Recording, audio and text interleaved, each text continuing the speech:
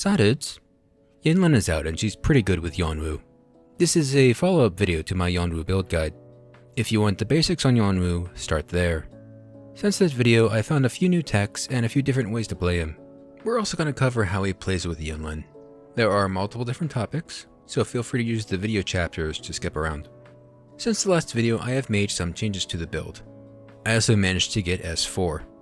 The main change is the 4-cost Echo. The Bell Turtle can drop as energy set and is the only Echo that scales off defense. It is a very fast cast time and gives a comparable buff to the bird, making it objectively better. This does slightly change the rotation as you want to use it as soon as possible. Just use it on cooldown. The downside to this is that the boss has 2 set possibilities, meaning it takes twice as long to farm a good one. There is also a mechanic I forgot in the build guide that is now relevant. I missed that his ult also grants the enhanced state. This doesn't change your burst rotation, but if you want to unfuel him for longer, you would want to delay his ultimate to have a longer uptime. This is important for Yinlin teams. On to new tech. In the build, I greatly undersold how strong his outro skill is. It does about double the normal vibration damage as a normal outro. This makes it even better in a quick swap setup. Quick swap tech has been talked about a lot, but if you're out of the loop, some skills can continue casting through a character swap, such as Encore's skill. If you swap back before it completes, you can resume the skill from where it left off. This lets you weave in other character skills into long cast times, as well as take advantage of outros mid-combo. Yuanwu can fit in his hold E or his Echo into these swap windows, but the timing can be kind of tight. This mechanic was very strong in the beta when the buffs from outro skills persisted throughout all the swaps. This has since been changed with them now being removed on swapping. But since Yuanwu's outro effect is just a bunch of vibration damage, he gets the full effect out of these swaps. If you frequently quick swap as long as you have your outro skill, you can keep chunking vibration damage. I feel like this will be useful in the future when we have bosses that require a break.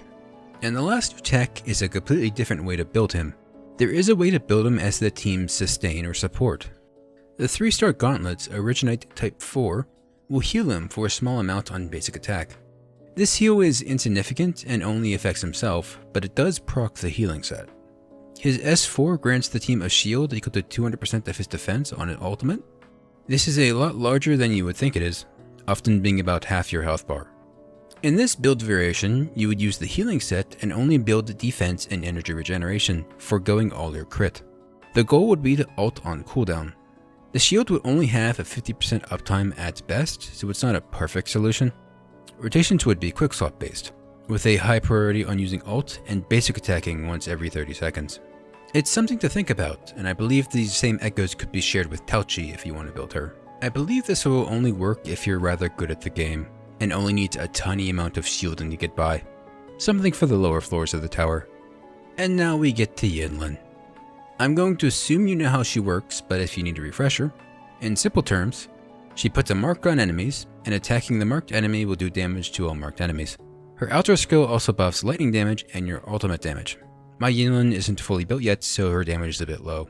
Both Yuanwu and Yinlin are sub-DPS, but in a team together they split the main DPS role. Yinlin will take the focus while she's building up meter to get the mark out, while Yuanwu will stay on field more when the mark is out. This does change Yuanwu's rotation a bit. The mark lasts for 16 seconds, but the enhanced state only lasts for 10. This means you have to wait for 5 seconds into your enhanced state to use your ultimate for maximum uptime. I don't think this min-max really matters that much, but it's something to think about. Yinlin has quite a few swap cancels. The 2 I mainly use are her second skill usage and her heavy attack. You can also swap and back cancel some of her basics, but that's a bit too sweaty for my tastes. When you swap to Yuanwu in these cancels, you could do your shortened burst rotation, just your echo, or just swap right back. This will refresh the pillar. I don't think Yinlin changes his echo build. One could argue for the electro set again, but there are no echoes in the electro set that scale off defense, they all scale off attack. Since he scales only off defense, the echo would do no damage. I firmly believe energy set is the best, and Yinlin can take advantage of the attack buff. After playing this team for a bit, I think I like Encore more than Yinlin, at least for overworld gameplay. Encore has longer cancels, which feel better to me. Yinlin wants you to swap it back quickly, and that just doesn't fit well with timings. Unfielding Yuanwu is fun, but it loses its effectiveness over time. I do think Yinlin is better for AoE and just more damage in general, and should be far better for tower. While I was playing two sub DPS together, it made me feel the rules of sub DPS and main DPS are kind of meaningless. All sub DPS really means is that there's a damage downtime, and you have to do something within that time. I can see a scenario where the play is running 3 sub DPS, especially if the sub DPS have small amounts of sustain in them, like Yuanwu's ultimate. But that's an idea for when we have more characters. The only ones that kinda works with is Zhanxin, Taoqi, and Yuanwu. Even then it's kinda cope. The main takeaway I want you to have from this is Yuanwu's flexibility. Not only are there different ways to build him, you can have his role change mid-fight if you wanted to. This flexibility is great for when you want to beat a tower.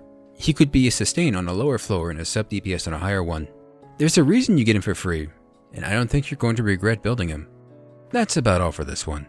I think the calling for this channel is building characters everyone's writing off as bad. I think I'm going to try my hand at building Taoqi next and see where I can take her. One person at the convention has seen anything like.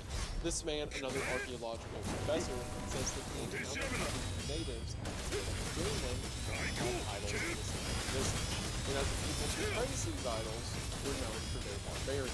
You know, cannibalism, human sacrifice, the whole works. After the inspector and this professor who studied the group off of Yinlin first for some time, they managed to piece together from all